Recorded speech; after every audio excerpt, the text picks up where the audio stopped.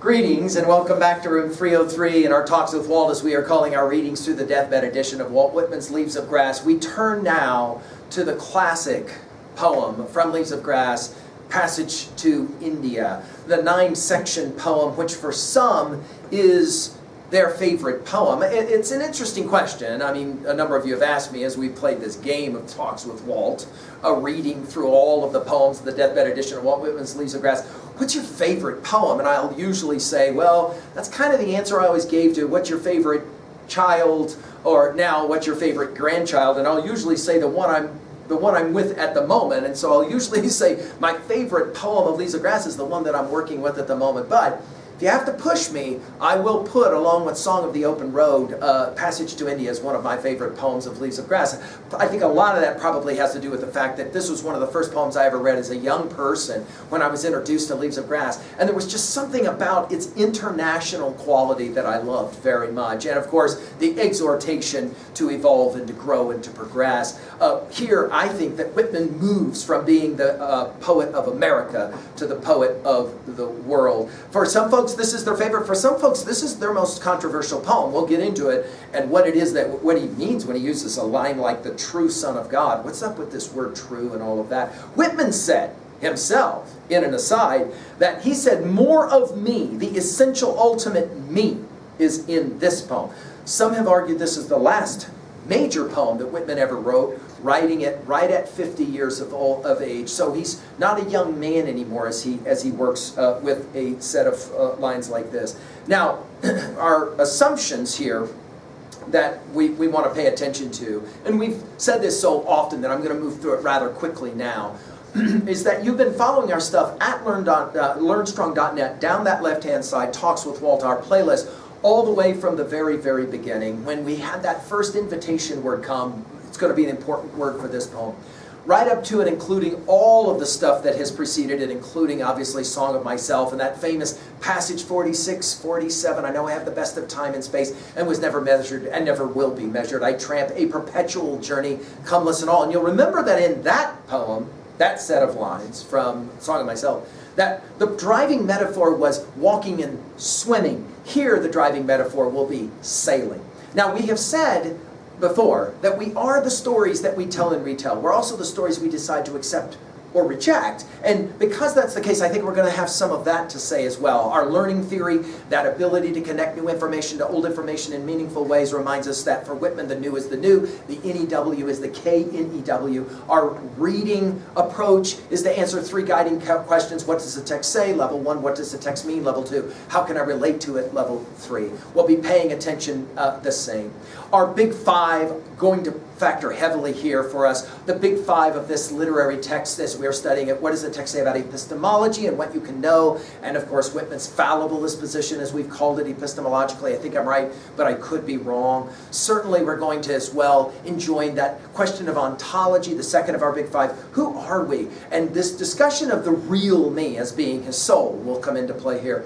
Psychology, sociology, our third and our fourth of the big 5. The study of the individual mind, the study of the collective mind, the motivations that stand behind them, and then, of course, finally, that idea of theodicy. And we're going to see that here. And in fact, the great Whitman scholar, Gay Wilson Allen, argued that, like Milton's Paradise Lost, to justify the ways of God to men, that we're going to see this idea playing out here. I have already argued that I think Leaves of Grass is a sustained theodicy, a question that about the pain and the suffering in the world. Of course, for Whitman, it was the Civil War that was horrific, and he lived through it. And so it was like, how do I make it through this experience? I think in Passage to India, we're going to get maybe the ultimate theodicy. We'll play it out. We'll see. Obviously, borrowing heavily from Homer. I mean, think about the title, Passage to India, as in Odyssey, right, journey, and the like. And then we talked as well, the assumptions are that you're familiar with what we've said already about the five P's of Whitman, the 5 perspectives on Whitman. Whitman as person, Whitman as politician. I'll have more to say about this here in a little bit. Whitman is obviously poet. Whitman is pedagogue or instructor. We're going to get this kind of teacher's voice again in this set of lines. Now finally, the assumptions are that I recommend that you have your own copy, deathbed edition of Leaves of Grass, and then you've been editing as you go. You read, you annotate, and then you come to our comments to help to facilitate your own learning and your own study. By this point, guys, we are coming to the really to the end of Leaves of Grass. There are many who argue that other than maybe sleepers, this is the last great poem in Leaves of Grass worthy of study. I'm going to make the argument that every single poem remaining is worthy of study and reading.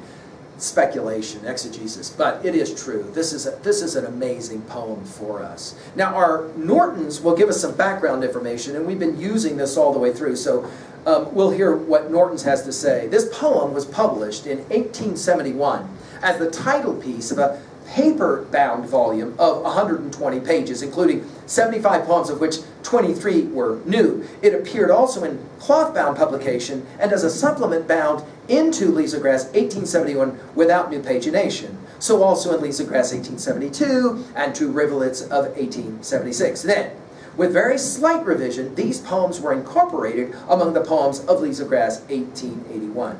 This culminating achievement of his later years was apparently the poet's launching song for his unfulfilled project, a quote-unquote further volume, which should sing the, quote, unseen soul, end quote, as Leaves of Grass sang the body and existence, quote-unquote, in the 1876 preface. Whitman continued, quote, "Passage to India and its cluster are but freer vent and fuller expression to what from the first and so throughout more or less lurks in my writing underneath every page, every line, everywhere," end quote. And as we've called it, the echoes, and again, I've argued that you can't read T.S. Eliot without having some real good appreciation of Whitman. I think that, especially the four quartets, so many of the echoes that he talks about in Bert Norton, my words echo thus in your mind, but to what purpose? Disturbing the dust on a bowl of rose leaves, I do not know. Other echoes inhabit the garden, shall we follow? This idea of the echoes, and now that you've worked up to this point, just finishing with Proud Music of the Storm, you're going to hear so many of these echoes in this amazing poem. Just to continue now with Norton's, the poem emerged from a long foreground and from a number of separate compositions. In a small notebook of 14 leaves, Whitman jotted down ideas for the poem emphasizing Columbus as his heroic symbol. Now, again, there's a number of reasons why Whitman remains controversial today. One is his celebration of Columbus. I mean, we're actually going to get to a poem specifically about Columbus later. We're going to see him here. Of course, we know things about Columbus today that Whitman couldn't have really fully known or appreciated, and so we'll have to take so much of that one with a little bit of, you know, some salt, as we might say. Just to finish, the Norton's introduction here, a Harvard manuscript of 21 leaves is evidently a fair copy of the earlier manuscript that we were talking about. At the beginning of his poem, now to finish with Norton's, the poet evokes the public interest in recent great achievements of communication, the opening of the Suez Canal, the junction of the Union and Central Pacific Transcontinental Railroads, the laying of the Atlantic and Pacific cables. But this was not another poem of materials. We're not going to get that long cataloging that we've seen often in Leaves of Grass. The poet passes swiftly to his noble dream of international brotherhood, sisterhood, and to the great climax of his poem, the passage to more than India, the fearless venturing of a soul to the seas of God.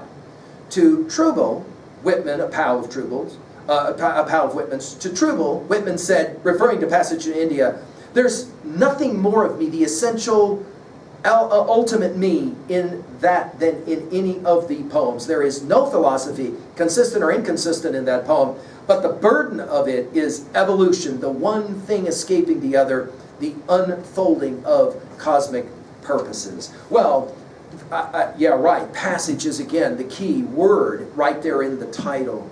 Now, how are we going to study this poem? And what are some of the things that we will be looking for in our analysis of the 9 sections? And we will take each section at a time. Every once in a while we will combine a section, but in this poem it's probably worthy of us that we just give time, due diligence to each section. Well, I think that here we're going to see Whitman's ideas of the unfolding of cosmic purposes.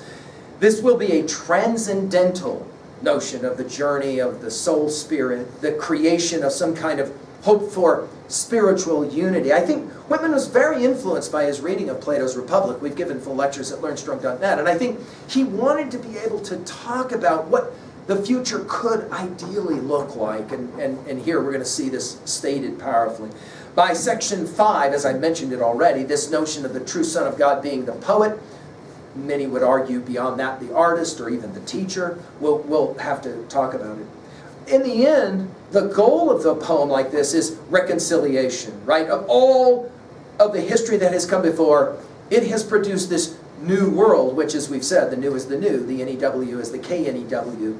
There's obviously challenges to this vision, and we're going to get to our Hegel and a discussion of it as we've already said it. That is to say, there seems to be some kind of passage to bring unity with what he will call God, the comrade perfect, and yet this isn't going to be a personal deity as much as it's going to be a transpersonal deity, which is why I think India plays so heavily. We're going to see is Whitman, the philosopher, the transcendentalist. Some call this the most transcendental of all of his poems. Certainly Emerson and Thoreau will be a cross-reference for us. Why India? For example, why not Africa? Why not China? Why not Europe? Why India? Passage to India. And I think the answer is right there in the Bhagavad Gita. That is to say, the mysticism, to see all being in oneself and oneself in all being. The cradle of spiritual civilization for Whitman, as for Emerson and Thoreau. Remember, as we said in our analysis of Walden, and we gave full lectures on that, as well as all those essays that Emerson has written that we commented on at learnstrong.net, it's all about the Bhagavad Gita. And Thoreau took the Gita and the translation of the Gita with him. Certainly, I think Whitman's mysticism is there as well, borrowed heavily from the Bhagavad Gita. So we're going to be making references there, as well as his reading of Hegel as a philosopher. That notion of the A, the thesis, the B, the antithesis, and the two in dialectic will produce this synthesis. And I think for him, there's the key. Now, we're going to read a lot in this poem that we heard already from Crossing Brooklyn Ferry. I mean, think about crossing versus passage. Obviously, they're going to be analogs. We're also going to see Whitman as, in his political thinking, questioning especially the value of capitalism and the materialism of his day. The great scholar David Reynolds has pointed out that Whitman was very concerned about America's economic growth because it was leading to a certain kind of materialism that was quite dangerous. As we've already commented, we're going to see the symbol of Columbus, the explorer. He will not see Columbus as the exploiter that obviously we will often have to see him as today, because obviously we know history of Columbus that Whitman, quite frankly, just couldn't have and didn't know at the time. But having said that, we still will see Columbus as being that individual who leaves to go out to try to create something of a new world. And we're going to see that played out here as well. Finally, there's an argument about how really sustainable you can qualify this poetry as being great poetry of Whitman's. But we will see, I think, Whitman developing here in Leaves of Grass from maybe we would call it lower forms to higher forms. We're going to be commenting on the way that movement from technology ultimately evolves into spiritual technologies, thinking almost in his use of the soul as being like Plotinus. Some have pointed out that passage here is more like the word metamorphosis, that is to say, Ovid's classic rendering of the idea of development and growth and evolution. There is very much an evolutionary understanding here, especially because we began with technology. And we, of course, today have this strange sense that we somehow are so unbelievably technologically advanced that there's no other place to go. And yet, as I've pointed out to you guys a number of times, there will be a grandchild in your life that will say, tell me again how you played video games? You held something and you played the game by looking into some console or something? And you're going to go, well, yeah. And they're going to say, you weren't in the game. No, not in the game. You weren't in the game. You were playing the game, but you weren't in the game? That just seems like unbelievably boring. And it will be at that moment that Whitman has come full circle, as in Passage to India.